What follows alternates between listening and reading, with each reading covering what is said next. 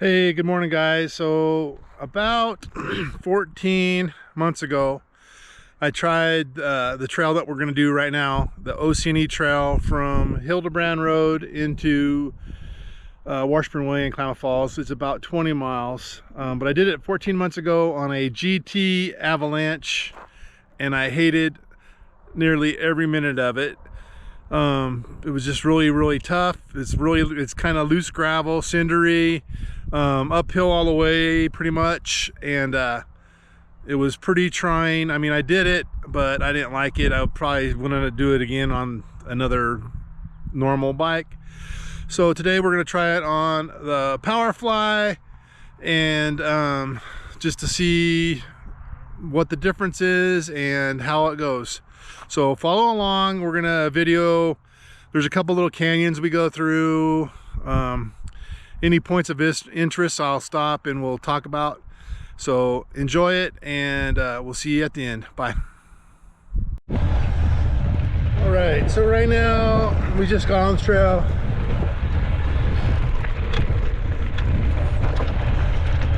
You can see it's pretty soft.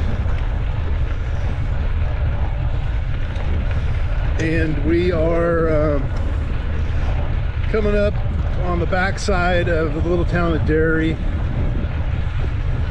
We are in touring mode and 4K 30. So I'll keep you guys updated. All right, right up here we have a gate. So the trail actually goes through, it's a state park, owns the trail, but it does cut through a bunch of private property, and people use it for their cows and stuff. If you find a gate that's closed, you can go through it, but make sure you close it. If it's open, you just leave it open. That's common courtesy. Kind of like a rule of the road out in the woods. So there's a little bit of nonsense trivia for you, and we'll keep going. And right here I'm gonna stop.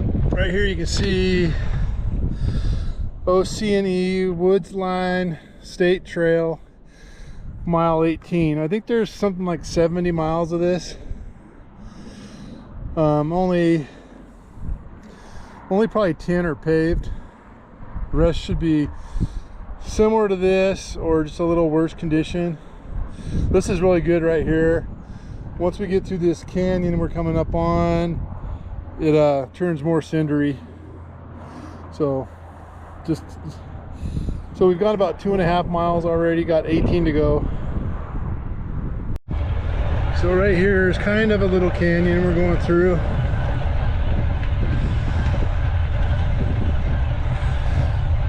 Here in a little bit we'll be going underneath the highway 140. It is, when I left the car it was 60 degrees out. It's really pleasant right now. We're supposed to get rain at 3 p.m. It's probably 10 p.m. So in reality, rain could come at any time.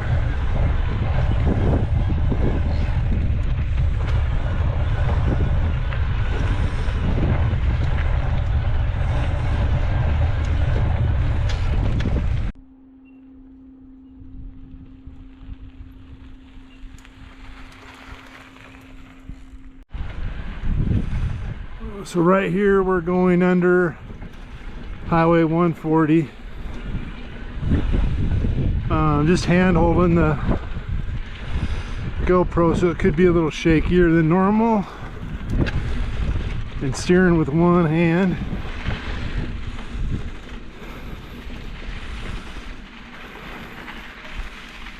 But that's what we're doing.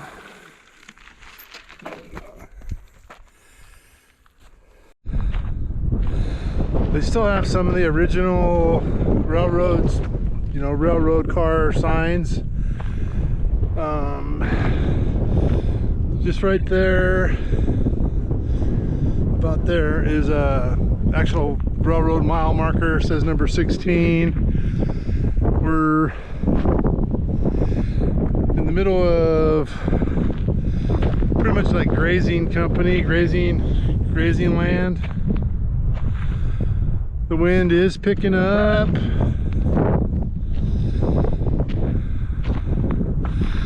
But it's really nice and beautiful. I'm enjoying it so far. Alright guys, we're coming through the next little canyon area. I like this one.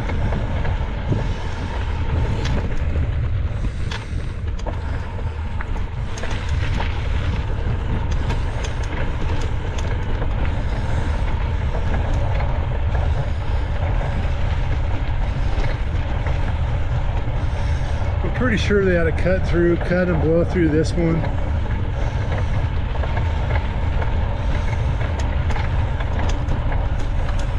don't think. Well, there's a sign back there. We'll go back.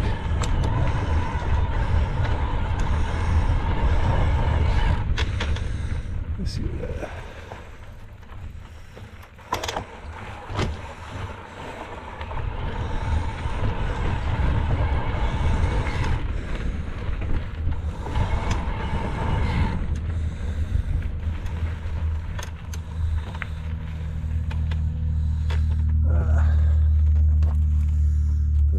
Probably read that. Swede's cut, an engineer's moment. Every curve, every switch has a story that goes with it. Donovan Gray, 1990. For most of its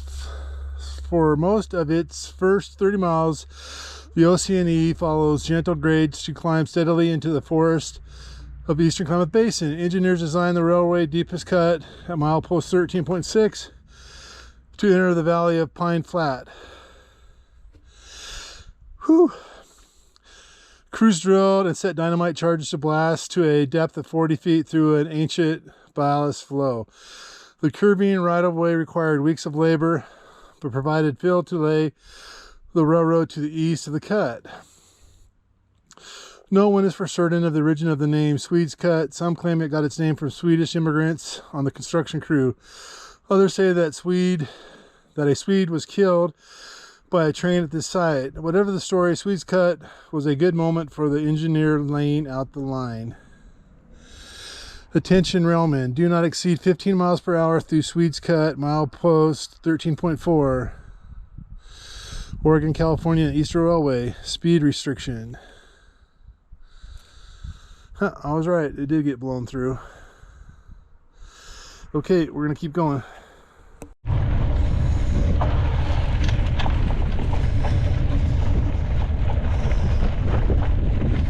Here in a minute we'll be coming to a spot that had a bridge over the highway. They have taken that out, you know, years ago and made the trail go down to the highway. We cross and then it picks back up again. So we're getting close to that area.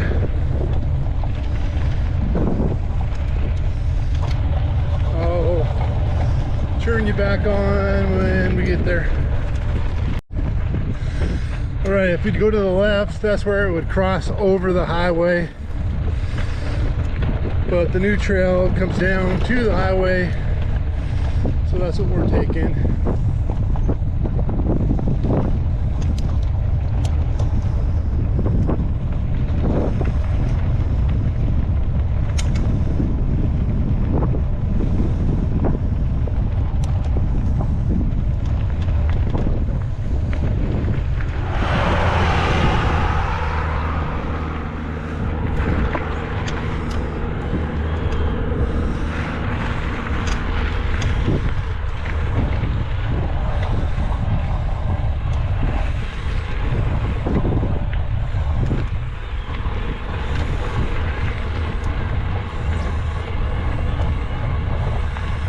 I think we got a gate. Sure do. So it's closed, we gotta leave it closed.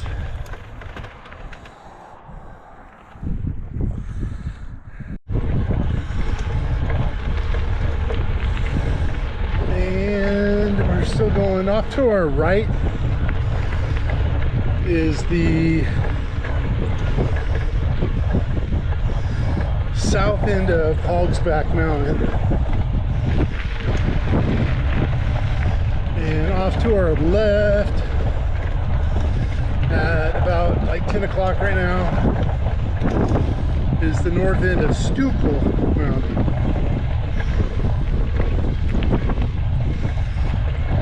All right, we'll be back. All right, another gate.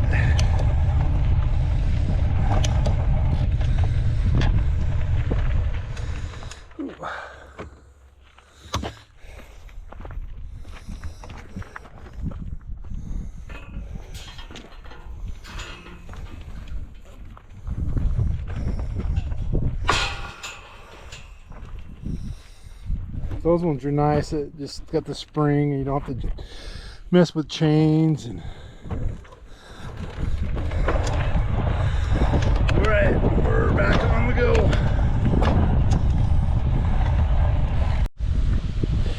Here's a nice courtesy guide that I use. Keep your pets under control. Stay on the trail. 16 years and under, wear a helmet, no firearm, no digging, no removing nothing, no feeding wildlife.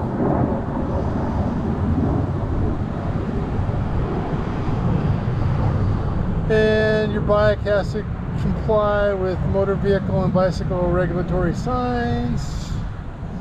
And we're coming up on a train snow plow.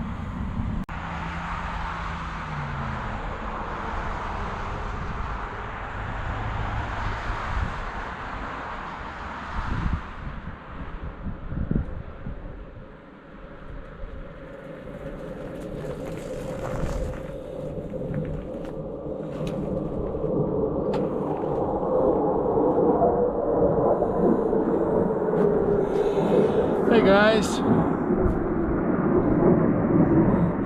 let me show you a wooden train.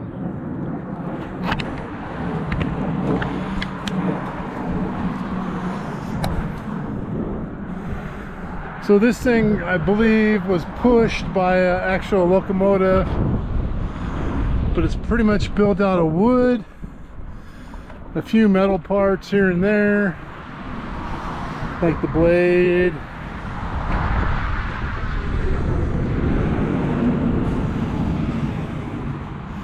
All cable ran.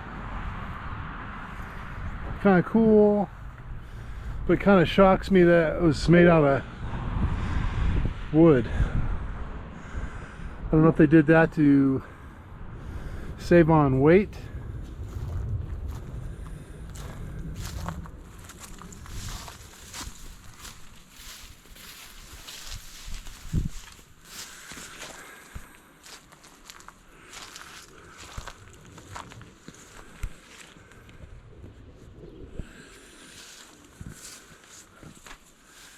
I think I'm still recording, don't know.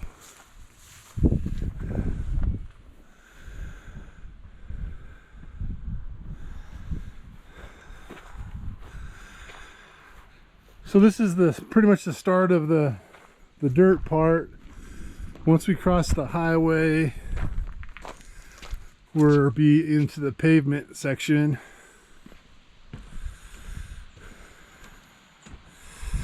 I can tell you what, this was actually enjoyable today.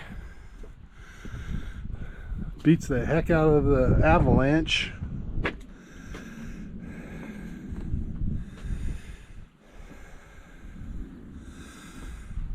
But that's it. See, I mean, the back side of the metal blade is wood. Like 4x6 timbers. I can't really see nothing in there. They got it locked up. the other side. But again, I'm pretty sure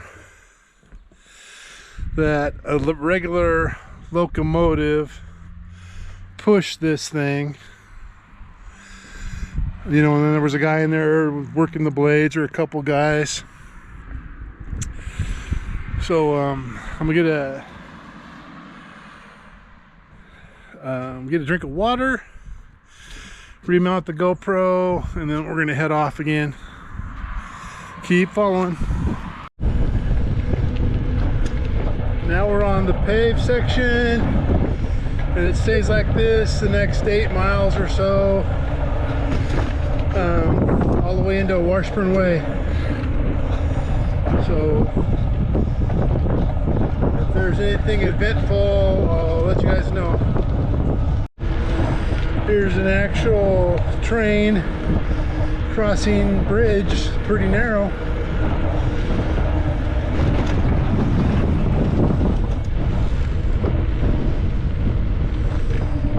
And we got a jogger and 2 dogs ahead of us.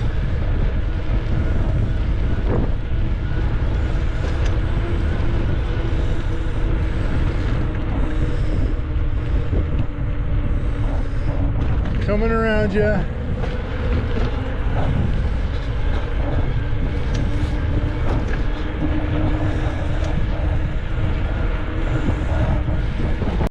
Thank you.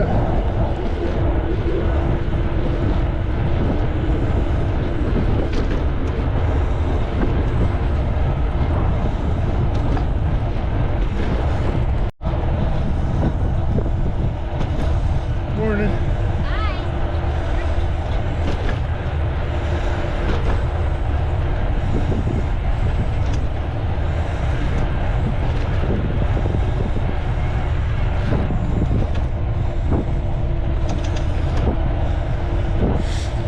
Stupid cracks in the road here, trail, are almost worse than the gravel part.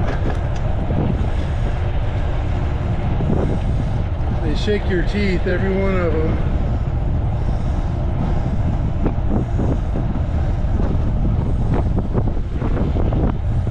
But just gotta pay attention. Prepare yourself for them. Coming around you.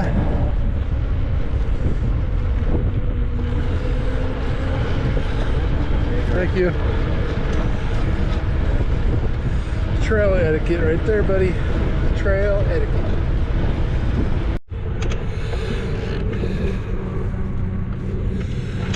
Hey guys, I want to thank you for following me on the oc&e trail. Last time on the Avalanche,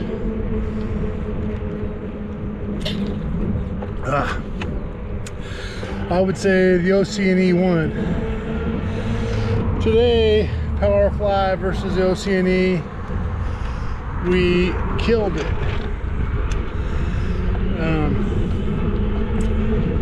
So if you guys can,